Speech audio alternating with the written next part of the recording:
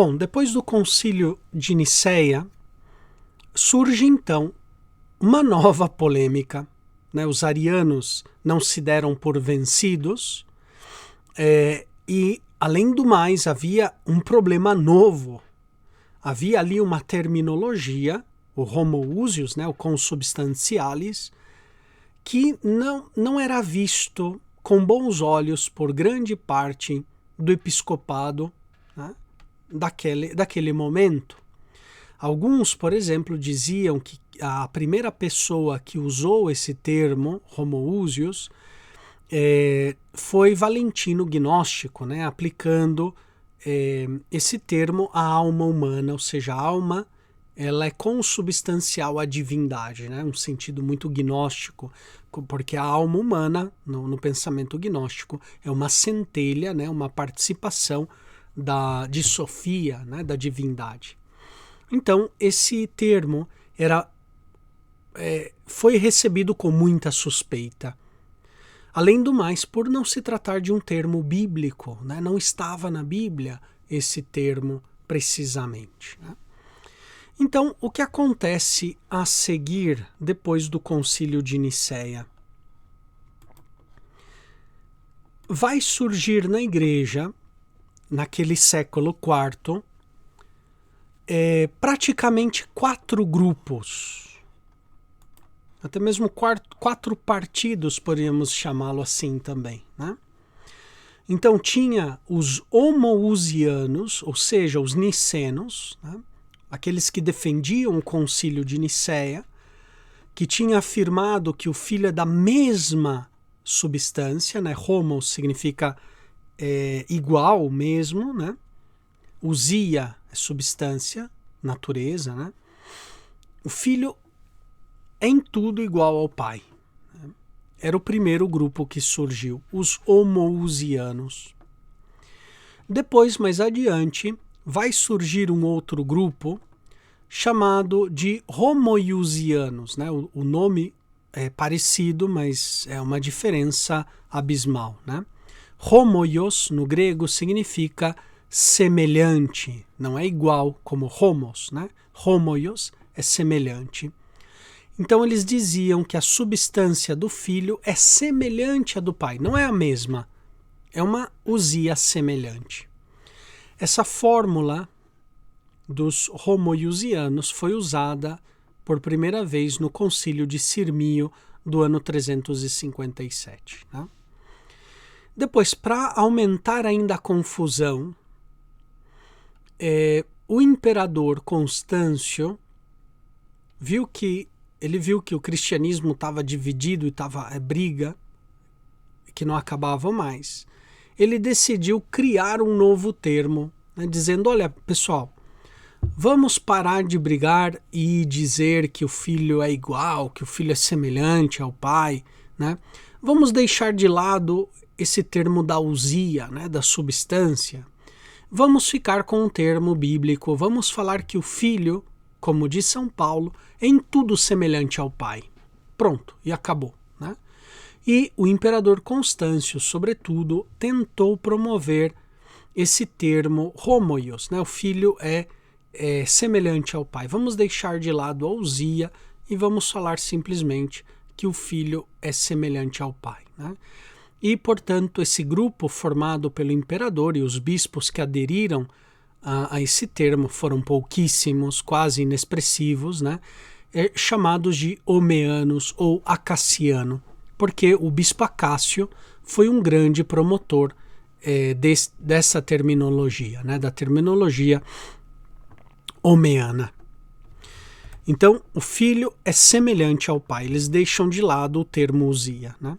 E foi promovido por Constâncio, filho de Constantino, nos concílios de Rímini, 358, e no concílio de Constantinopla, do ano 360. E, finalmente, o grupo mais radical são os arianos radicais, chamados também de anomeianos, porque dizem que o filho não é semelhante, ou seja, an é a negação, né? Homeianos, ou seja, não é semelhante, portanto é diferente do pai, que são os arianos radicais. Então, no pós-concílio de Nicéia, vão surgir esses 4 grupos. Os nicenos, homoousianos, defendiam o concílio de Nicéia, entre os quais estava Santo Atanásio de Alexandria. Depois um grupo muito grande, que estava ali, digamos, formando uma espécie de centro ali, né? Os homoiusianos. E depois um grupo minoritário, quase inexpressivo, os homeanos, né? Porque era uma fórmula de compromisso. E sempre uma fórmula de compromisso não tem muita adesão, né? O imperador tentou promover, mas não teve muito sucesso. E finalmente um grupo também grandíssimo dos arianos radicais, né? Os anomeianos. Então forma esses 4 grupos, né? Dentro do cristianismo daquele momento. E, portanto, o pós-concílio de Nicéia ele tem 4 fases, né, que vai do ano 326 até o concílio de Constantinopla I, do ano 381. Né? Então, uma primeira fase do pós-concílio é essa fase de sinonímia entre usia e hipóstasis. Ou seja, o concílio de Nicéia, aqui eu não trouxe o texto para vocês, mas no anatematismo que condena Ário e o pensamento ariano, o anatematismo, né, usa a palavra ousia, ou seja, substância, e hipóstasis, literalmente hipóstase significa substrato, né? No grego, hypostase é aquilo que está debaixo, né? Substare, substância, né? E ousia, a melhor tradução seria essência. Essência e substância são sinônimos, se nós pensamos na filosofia grega. Né? Usa como sinônimos. Então, o Concílio de Nicéia também teve essa imprecisão terminológica, né? No seu anatematismo contrário. Constantino, alguns anos depois do Concílio de Nicéia, deseja readmitir, portanto, os arianos, trazê-los de volta à comunhão. Né? E Constantino tenta reabilitar Ário e os bispos que tinham sido exilados, sobretudo Eusébio, né, de Nicomédia, e Teógnide, né, reabilitá-los outra vez à comunhão da igreja. Né. No concílio, portanto, de Tiro,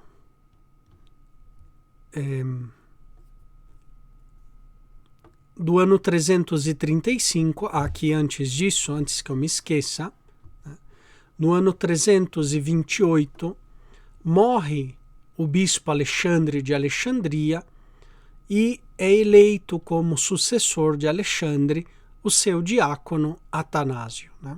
Então, no ano 328, 329, Atanásio sucede a Alexandre. Né?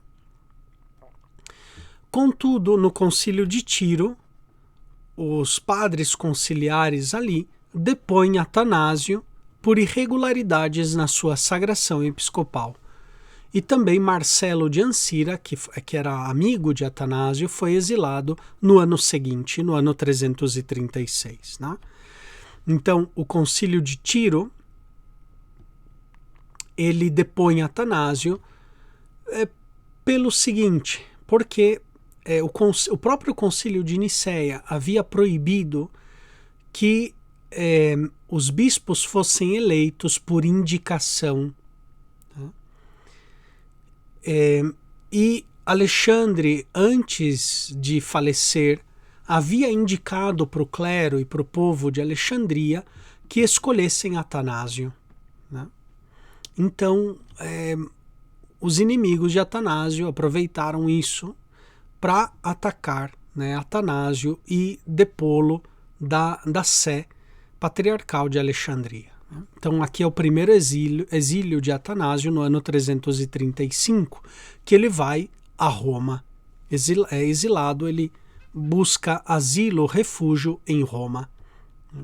Lá ele é acolhido pelo Papa Júlio I, né? Papa Júlio, que vai depois defender em um concílio no ano 341 a Atanásio. Né? Então essa é a primeira fase do concílio, ou seja, os arianos que haviam sido desterrados, eles voltam para suas sés episcopais com o apoio de Constantino. Né? Constantino agora virou o jogo, né? Se em um primeiro momento ele tinha apoiado os católicos, né? Ou seja, os nicenos, agora em um segundo momento ele começa a apoiar os arianos. Né? Bom, essa primeira fase termina com a morte do imperador Constantino no ano 337. Constantino falece, mas os exilados voltam às suas sedes e o império é dividido entre os dois filhos de Constantino. Constâncio fica com o Império Oriental e Constante assume o Império Ocidental. Né? E Constâncio, ele segue a política do pai de favorecer os arianos, né? e expulsar os nicenos.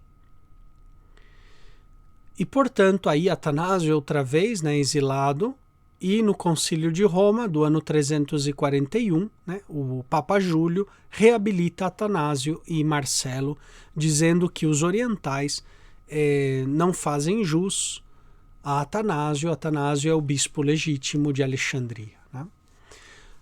Contudo, os orientais reúnem em Antioquia um sínodo paralelo, onde eles condenam o arianismo radical, mas propõem uma fórmula de fé sem o homoousios. Esse concílio aqui de Antioquia vai ser importante nessa segunda etapa, na segunda e na terceira etapa do pós-concílio de Nicéia. Né? Porque é um creio, né, uma fórmula de fé de Antioquia, é uma fórmula de fé muito neutra. Eles eliminam o homoousios do credo, né, e tentam voltar aos elementos mais bíblicos, né, sobre o Filho, evitar as polêmicas.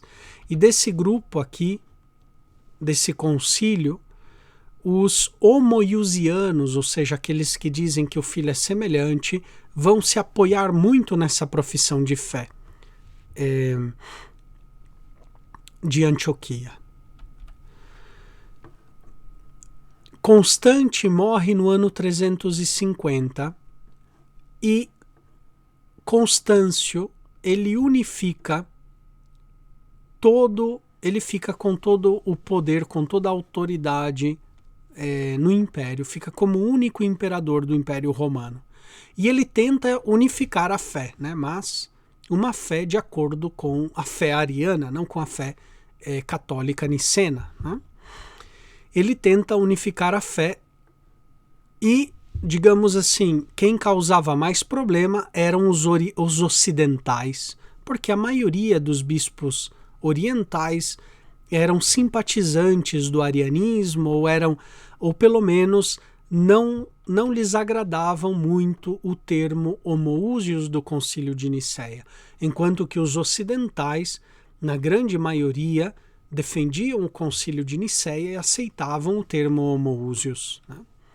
E, portanto, então, Constâncio, quando ele assumiu o poder também no Ocidente, ele tentou colocar mãos nas sés ocidentais, né? Realizando concílios ocidentais para também impor a fé ariana no Ocidente. Então, o Sínodo de Arles, o Concílio também de Milão, do ano 355, o Concílio de Béziers, do ano 356, né? Com forte tendência ariana.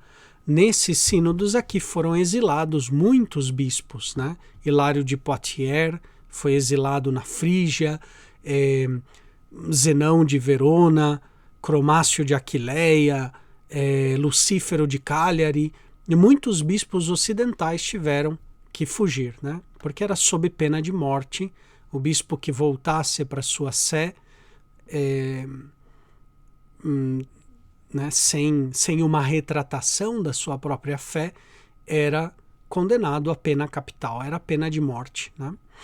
Então, muitos bispos tiveram que fugir, bispos ocidentais tiveram que fugir para o Oriente, né?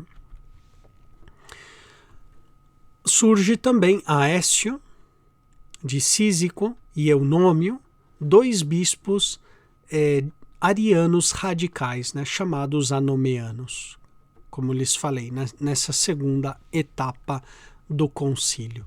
Em outras palavras, o que estava acontecendo, né? Depois do concílio de Nicéia, parece que estava 1-0 para os nicenos. De repente, Constantino empata o jogo 1-1, né? E não somente isso, depois vem o filho de Constantino, Constâncio, e os arianos agora começam uma goleada de virada, né? Tá 2-1, 3-1, já tá 4-1. Os arianos entraram até no campo, digamos assim, né, de defesa dos ocidentais. Os arianos já estão por todas partes, em todas as sés episcopais, tanto do Oriente quanto do Ocidente, né?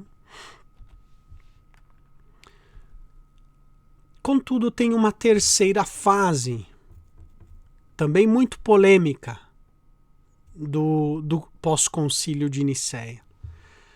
No ano 358, em Ancira, como eu lhes dizia, né, surge aquele termo que foi proposto do Homoiousios em Sirmio por primeira vez, né? Constâncio, aqui tem um erro desse slide, não é Constâncio, ele já havia morrido, né, no ano 350, mas Constâncio propôs então aquele termo homoios em preparação a dois concílios ecumênicos, o concílio de Rímini e o concílio de Seleucida. Então, quando Constâncio tentou unificar a fé do Império Romano, né, a fé dos cristãos, sob a bandeira do arianismo, ele viu que não estava dando certo, né? Porque os bispos, muitos bispos, tanto do Oriente, mas sobretudo do Ocidente, resistiam às decisões do imperador. E não estavam nem aí. Se era necessário ir ao exílio, eles iam, mas não davam o braço a torcer, mantinham a fé proclamada em Nicéia, né?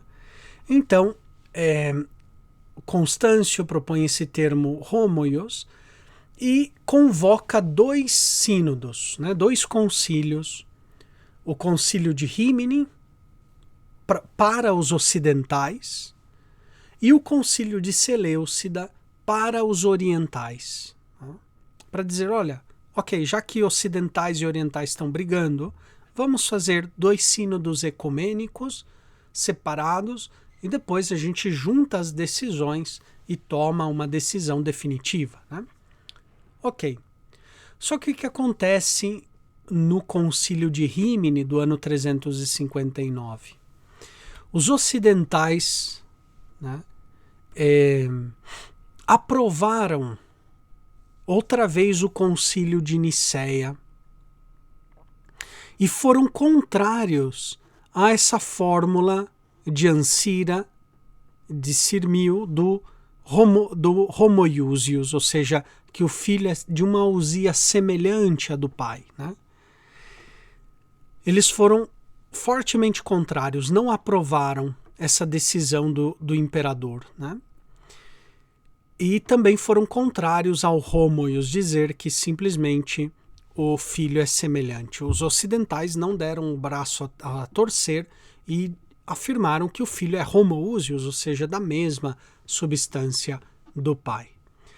Mas o que aconteceu foi que dois bispos orientais que foram enviados, né, pelo imperador ao concílio de Rímini, o bispo Valente e o bispo Ursácio, quando eles pegaram as atas do concílio de Rímini e enquanto eles levavam as atas para o imperador, eles manipularam, adulteraram as atas do Concílio de Rímini, fazendo com que os ocidentais afirmassem aquilo que eles não afirmaram, né?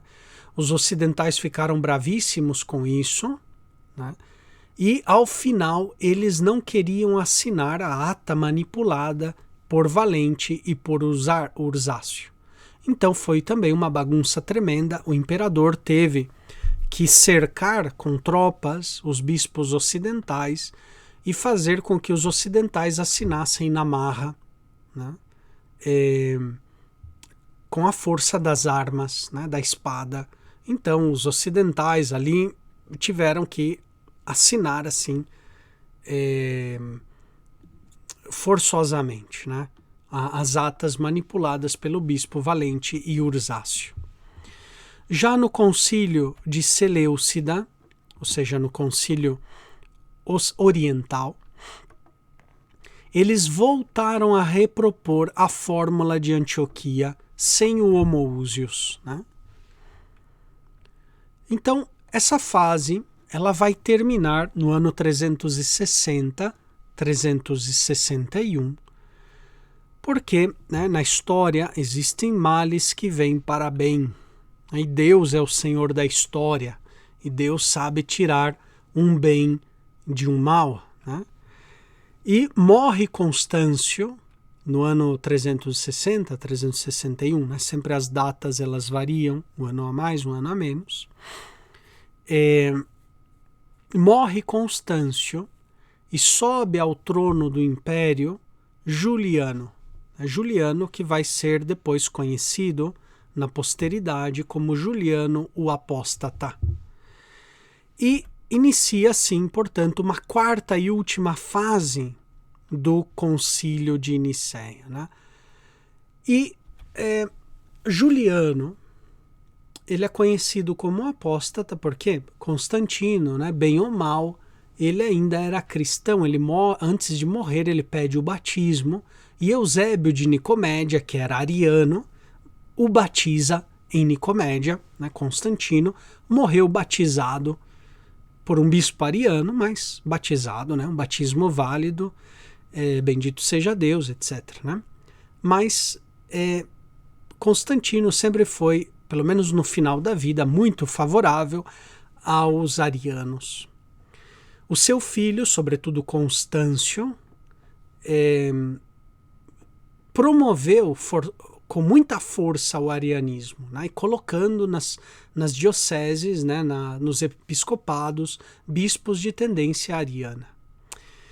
Mas acontece que Juliano, quando ele sobe ao poder, ele diz, olha, tô cansado, já não tenho paciência para esses cristãos que ficam brigando se o filho é homoúsios, se o filho é homoiúsios, se o filho é simplesmente homoios, se o filho não é homoios, se o filho é igual, se é diferente, se é semelhante.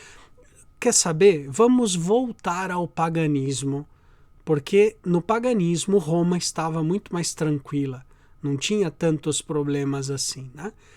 E Juliano decide então voltar ao paganismo, voltar ao culto dos antigos deuses romanos, abandonando os passos de Constantino, abandonando os passos de Constante e Constâncio, e decide voltar ao paganismo, né? Quando ele decide voltar ao paganismo e dizer, olha, não estou nem aí com o cristianismo, ele diz aos bispos, façam o que vocês quiserem, né? Então os bispos que até agora, os bispos nicenos, que até agora estavam exilados, escondidos no deserto, né? Atanásio tinha sido exilado 2 ou 3 vezes até o deserto do Egito, né?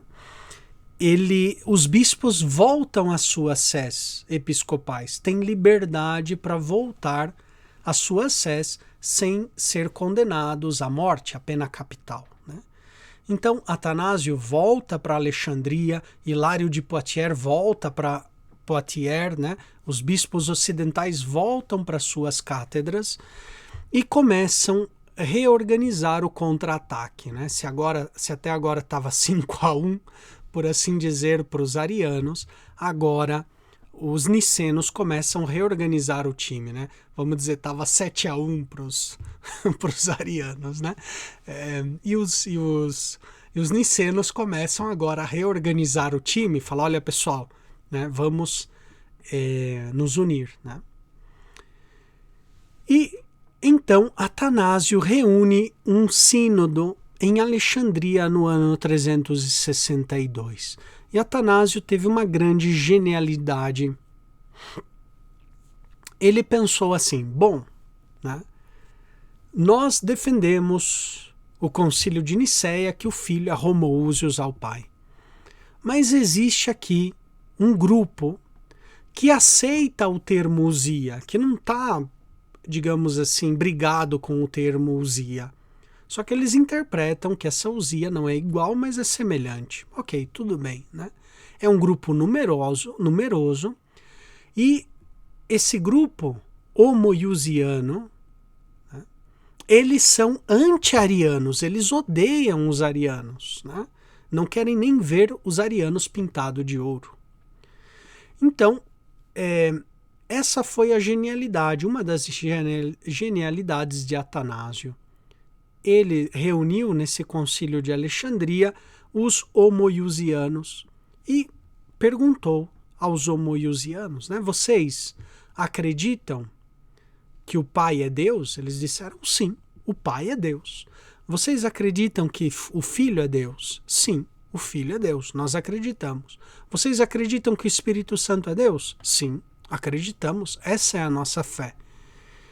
Atanásio falou, bom, nós também cremos na mesma coisa, por que estamos brigando? Né? Por que não unimos forças para combater os arianos? Então, Atanásio conseguiu trazer outra vez para a comunhão eclesial nicenos e homoiusianos, né? Engrossando, por assim dizer, as fileiras da causa nicena, né? Nesse período aqui é interessante, Atanásio, ele até mesmo deixa de falar muito sobre o homoousios, porque lhe interessava, sobretudo, extirpar a influência do arianismo radical, né? Ele prefere um pouco se calar, não entrar muito na polêmica do termo, se o filho é igual, é de substância igual ou de substância semelhante, evita essa polêmica para unir forças contra os arianos radicais, né? Que eles estavam praticamente nas principais sés episcopais, né? E a partir de então, os nicenos começam a ganhar terreno. Mas surge um outro problema. Os ocidentais, quando estavam exilados, sobretudo em Antioquia, eles colocam como bispo de Antioquia a um ocidental chamado Paulino, né? Porque o bispo Melécio de Antioquia, aqui não se trata de Melécio, né, aquele bispo do Egito que foi ordenando o bispo, aqui é outro Melécio, né? Melécio, ele tinha sido ordenado bispo, sagrado bispo, por um ariano. Então, ele era muito mal visto pelos ocidentais e também por Santo Atanásio, né?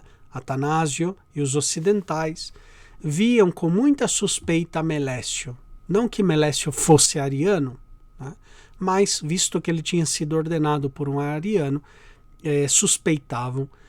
E aproveitando, né, aquela confusão dos imperadores, um morre, vem outro, os ocidentais nomearam Paulino como bispo de Antioquia. Claro que os orientais não gostaram nada disso, né? Os ocidentais vêm aqui e nomeiam um bispo para uma sé oriental, né? Fora da jurisdição ocidental, né? Não gostaram e surgiu um cisma chamado cisma meleciano em Antioquia. Havia 2 bispos em uma mesma diocese, Melécio, apoiado pelos orientais, e Paulino, apoiado por Santo Atanásio e pelos ocidentais, né? Acontece que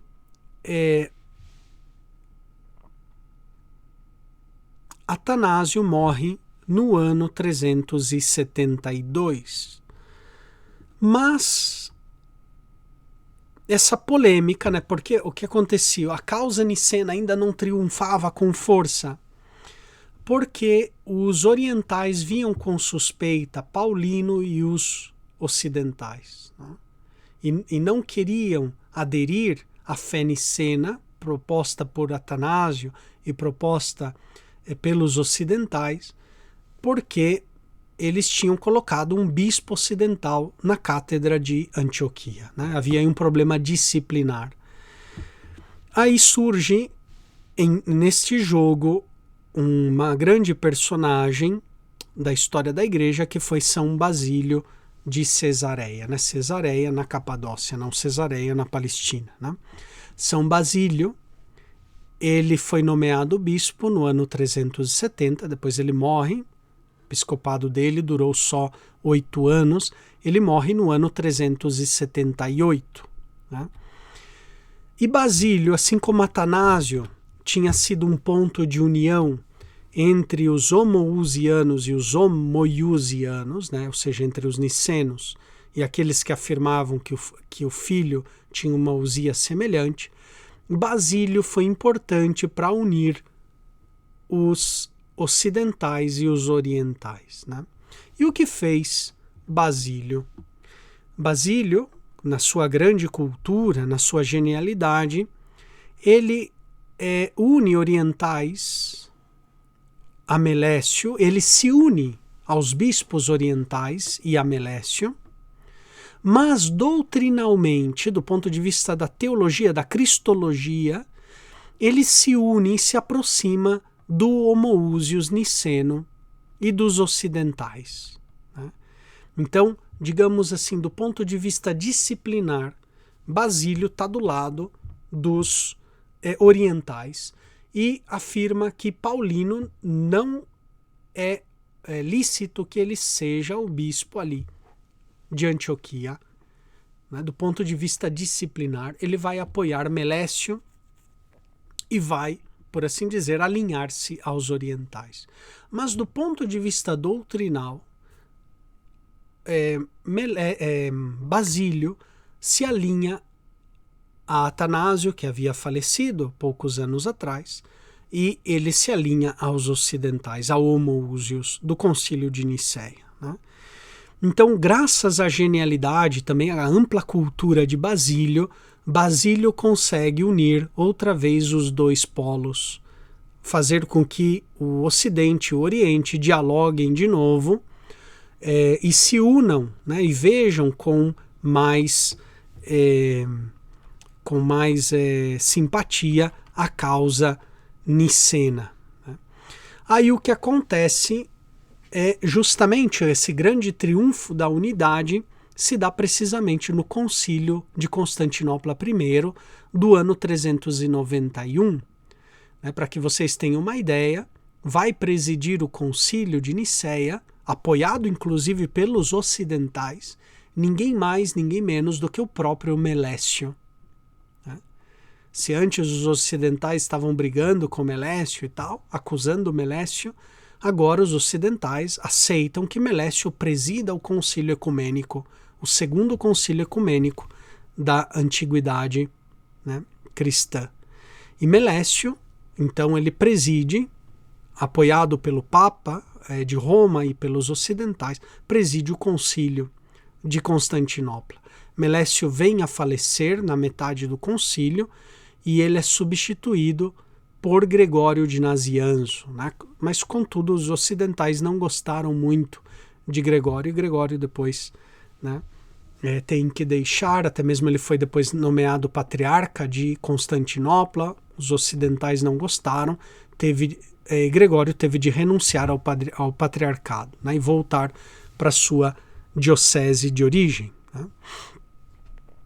Bom, aí triunfa definitivamente a fé nicena, já no Concílio de Constantinopla I, né? Onde o filho, ele agora, digamos assim, né, as prerrogativas do Filho é defendida tanto por ocidentais como por orientais, né, no Concílio de Constantinopla I. Gostaria, só para ilustrar um pouquinho essa polêmica do pós-concílio de Nicéia, um momento muito atribulado da história da Igreja, citar alguns textos, para que vocês vejam nos textos aquilo que eu tentei explicar um pouquinho do ponto de vista histórico, né? Vejam a cristologia que estava de trás, né? Em primeiro lugar, quero apresentar o creio do Concílio Oriental de Antioquia.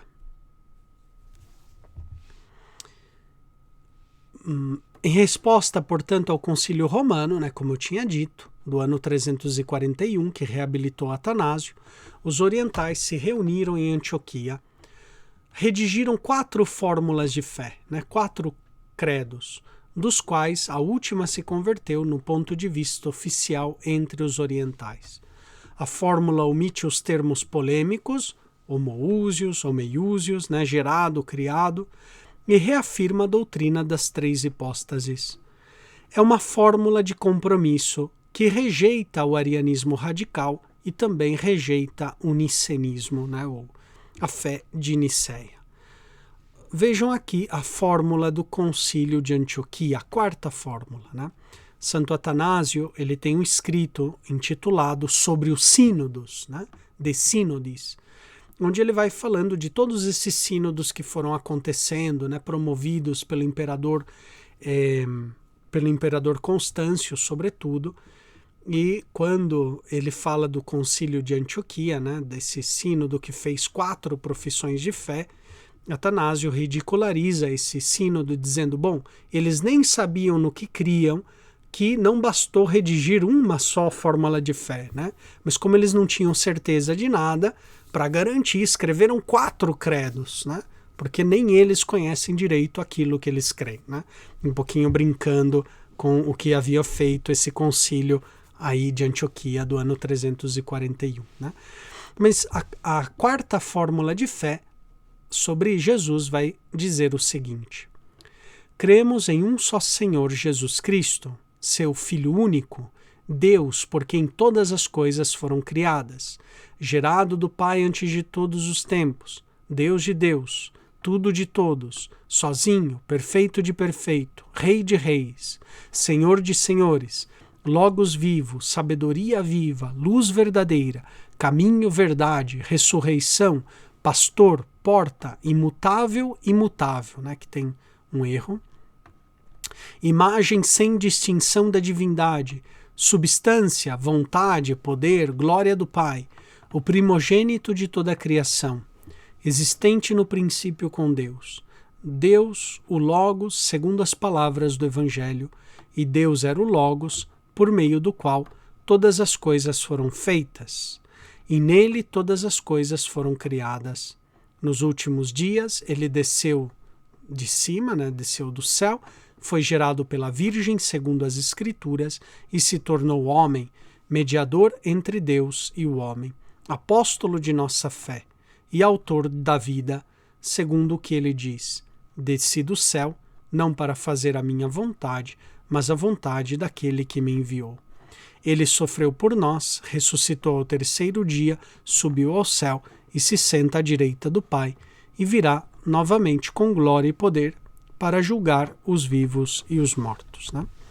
Notem aqui, ele omite o homoúsios do Concílio de Nicéia e prefere abundar em termos bíblicos, em palavras bíblicas, em citações bíblicas, né? Essa fórmula de fé vai ser muito usada por esse grande grupo, né, que depois Atanásio vai trazer de novo para a comunhão da igreja. Tá? E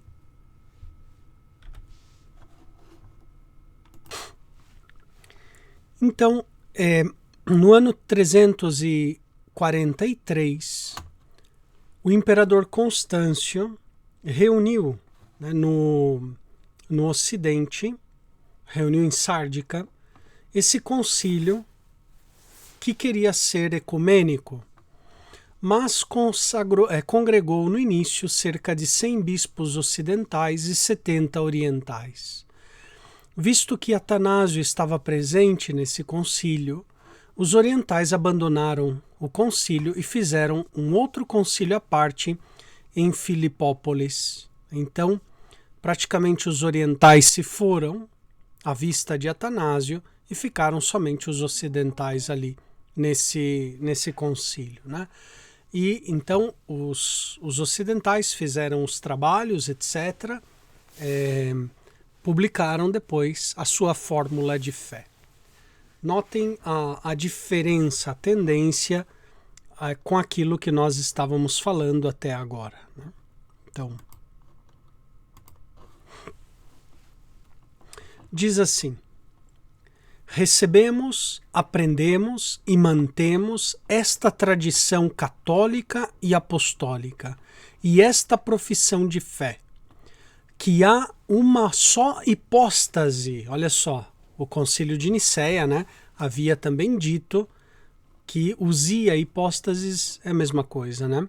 Mas olha só, mantemos, aprendemos esta tradição católica e apostólica e essa profissão de fé, que há uma só hipóstase, que os hereges chamam de substância, de ousia, do Pai, do Filho e do Espírito Santo. Ou seja, uma só hipóstase, a unidade.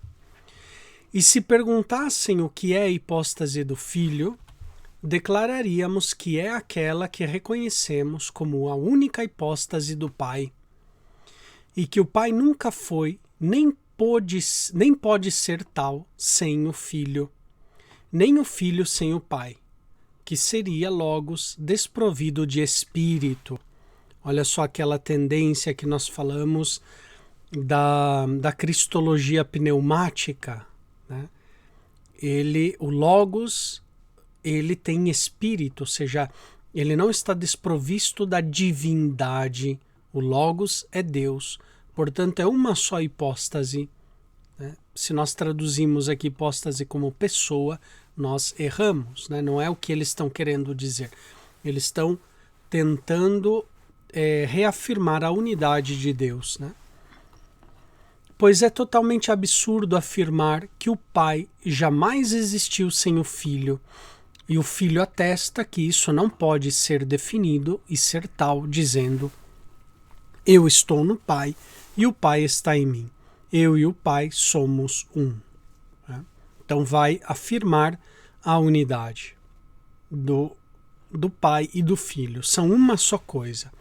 E termina a fórmula dizendo o seguinte: não dizemos que o Pai é o Filho, ou inversamente que o Filho é o Pai, mas que o Pai é o Pai e o Filho é o Filho do Pai. Ou seja, eles, em primeiro lugar, falaram que o Pai e o Filho é uma só coisa. Ok, né?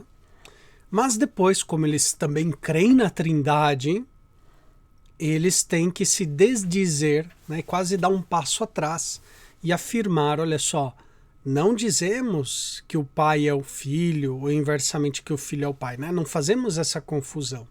Mas o Pai é o Pai e o Filho é o Filho do Pai, né? Ou seja, não fazemos confusão, embora estejamos afirmando a unidade, né?